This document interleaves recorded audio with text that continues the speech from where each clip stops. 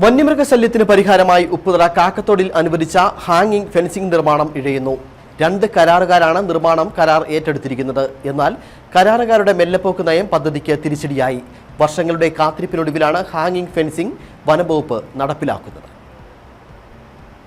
ഉപ്പുതറ പഞ്ചായത്തിലെ കാക്കത്തോട് ഫോറസ്റ്റ് സ്റ്റേഷന് കീഴിലാണ് hanging fencing നിർമ്മാണത്തിന് നടപടി സ്വീകരിച്ചിരിക്കുന്നത്. കാക്കത്തോട്, മാക്കപ്പതാൽ, കൂപ്പുപാറ, മുത്തമ്പടി, കോതപാറ പ്രദേശങ്ങൾ ഉൾപ്പെടുന്ന 17.5 കിലോമീറ്റർ ദൂരത്താണ് ഹാങ്ങിംഗ് ഫെൻസിംഗ് നിർമ്മിക്കുന്നത്. 2 കരാറുകാരാണ് ഫെൻസിംഗ് നിർമ്മാണം ഏറ്റെടുത്തിരിക്കുന്നത്. ഇതിൽ ഒരാൾ നിർമ്മാണം ആരംഭിച്ചുവെങ്കിലും വേഗതയില്ല.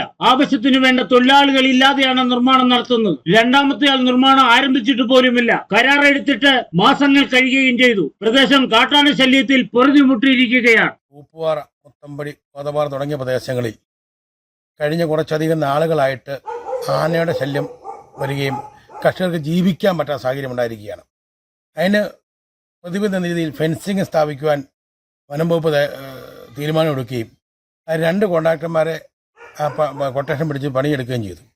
എന്നാൽ ഒരാളുടെ പണി ഇഴഞ്ഞഴിഞ്ഞ് നിൽക്കുന്നുണ്ട്, മറ്റേയാളുടെ പണി തുടങ്ങിയിട്ട് പോലുമില്ല. ഇന്നലെയും മാക്കപ്പതാലിൽ 7-8 ആളുകളുടെ പുരയിടത്തിൽ കയറി കൃഷിധാരണങ്ങൾ നശിപ്പിക്കുന്ന അതിദാരുണ്യമായ കാഴ്ച ഉണ്ടായത്. കേരളത്തിൽ തന്നെ ആദ്യം കുടിയേറ്റം നടത്തിയ പ്രദേശമാണ് ഉപ്പുതറ അയ്യപ്പൻകോട് മേഖല. അതിൽ തന്നെ ആദ്യം കുടിയേറ്റം നടന്നതാണ് കാക്കത്തോട്, മാക്കപ്പതാൽ പ്രദേശങ്ങൾ. ആ പ്രദേശത്ത് ഇതുവരെ ഇന്നലെ ആന കയറിയ പറമ്പുകളിലൊന്നും ചരിത്രത്തിൽ ഇന്ന് വരെ ആന കയറാത്ത പറമ്പുകളാണ്. ഇവിടുത്തെ ആളുകൾക്ക് ജീവിക്കാൻ പറ്റുന്ന സാഹചര്യമാണുള്ളത്.